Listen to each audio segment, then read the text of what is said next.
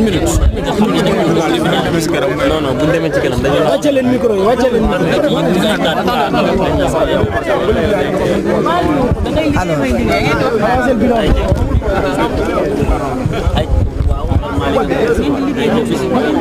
Voilà, donc El Malick. Bonsoir. Nous venons d'apprendre le verdict au niveau de la Cour suprême. Je pense que sur le volet juridique, il n'y a pas grand-chose à dire parce que nos excellents avocats ont déjà fait le nécessaire. Ce qu'il faut juste comprendre, c'est que ce procès, ou en tout cas ces différentes audiences, sont éminemment politiques, et rien d'autre. Moi, je considère que c'est une honte aujourd'hui qu'on essaie d'éliminer un candidat, de surcroît le chef de l'opposition, le favori de l'élection, avec différents procès. Ils ont commencé avec l'histoire de Sweet Beauté. La justice nous a donné raison.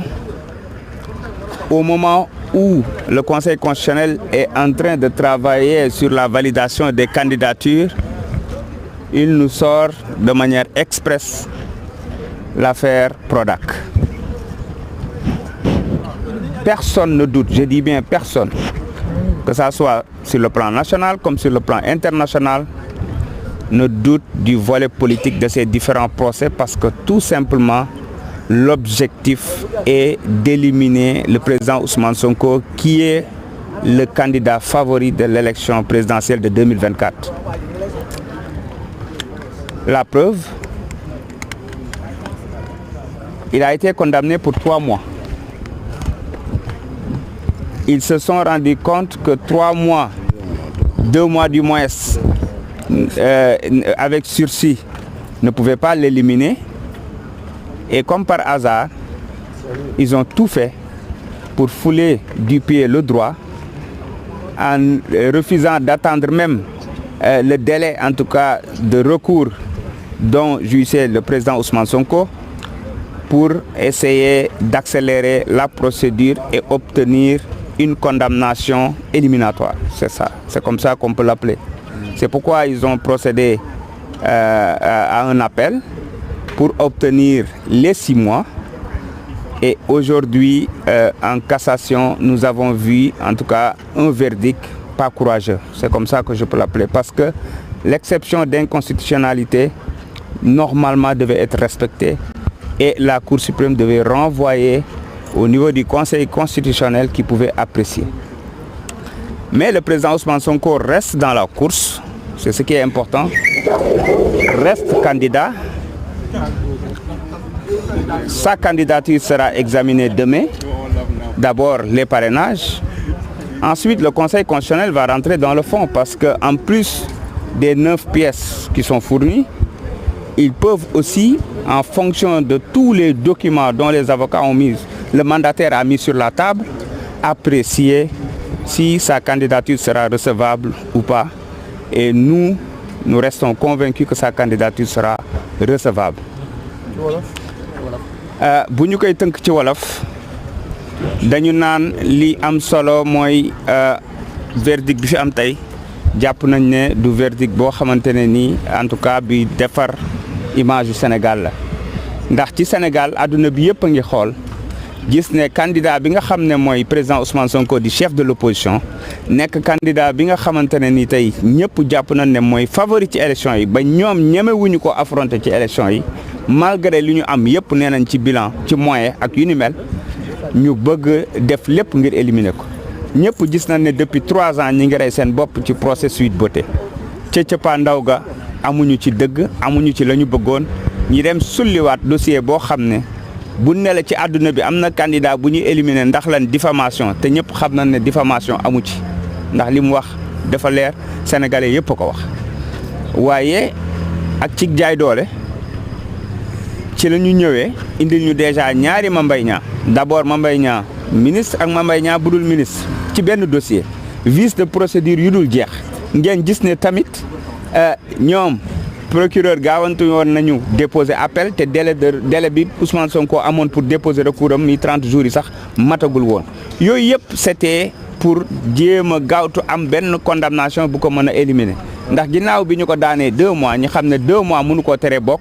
li ñu gis mooy dañu gaawtu jéem a am benn ci loo xam ne dañ ne woon dafa bëgg ragg deram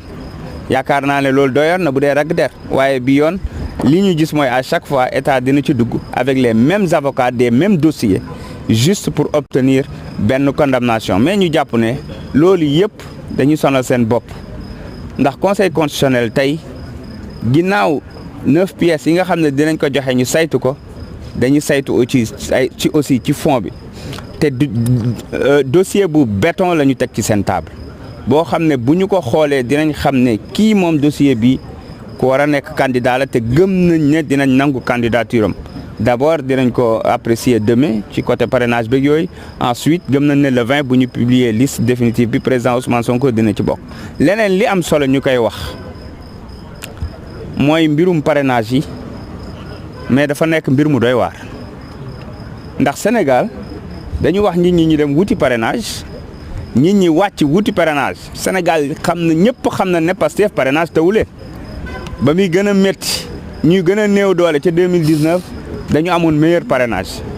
bi ñu lancé parrainage yu Bassirou Diomaye Faye sénégalais yëpp daw wut si parrainé ñu am parrainage bu mucc ay vérifié ko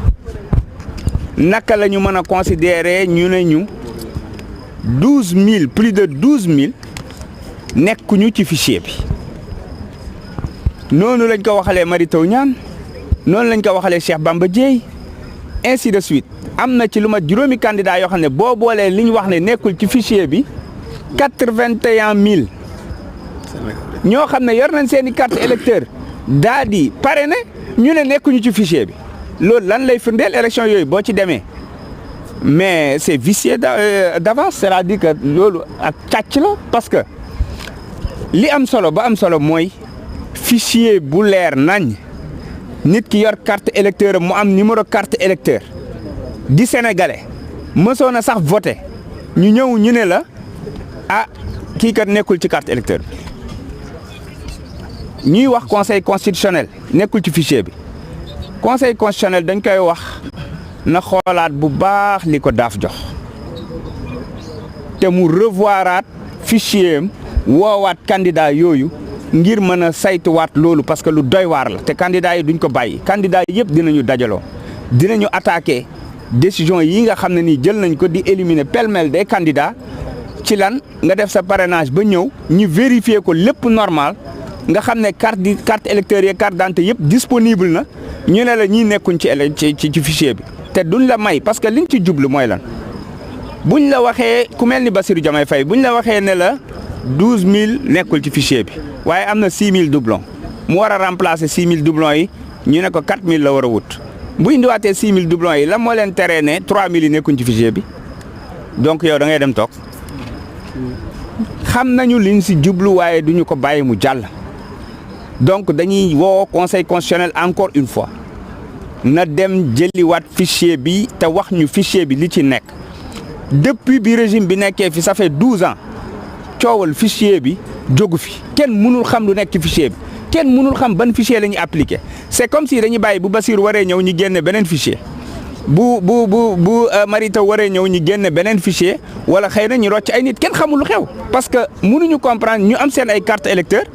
parrainé ba pare ñu ne leen ñii kat nekkuñu ci fichier kii bi électoral bi donc dañuy woo mbooleem candidat yi nga xam ne léser na leen ci boor boobu ñu dajaloo daal di xeex ngir ñu rétablir leen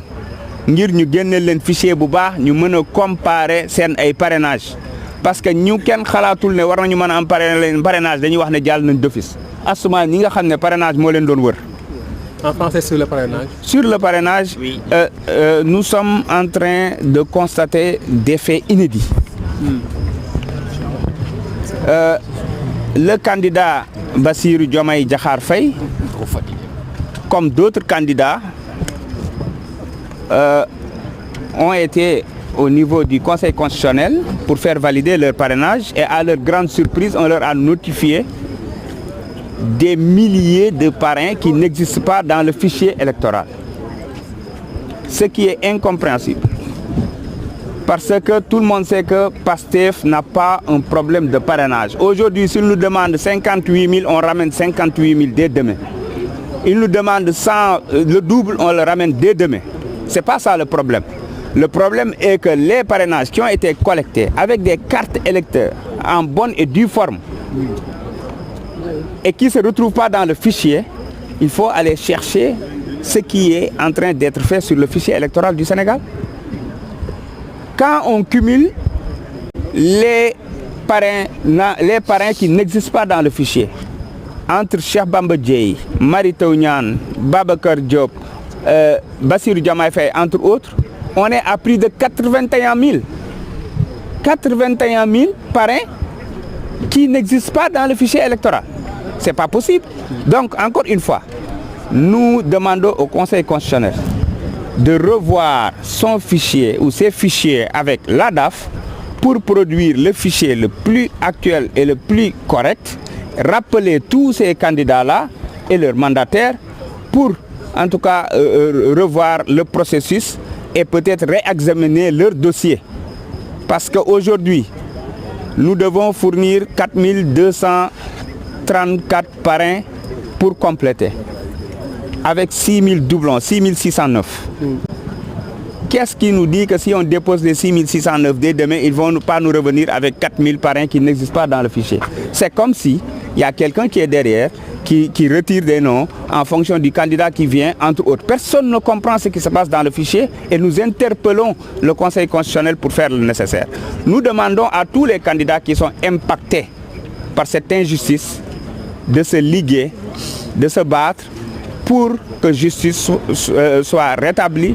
pour qu'ils soient, en tout cas, que leur dossier soit réexaminé afin qu'ils puissent participer à l'élection présidentielle. Donc voilà ce que nous aimerions dire sur ce dossier-là. Nous vous remercions. Merci beaucoup. Alors, Dakar Buzz.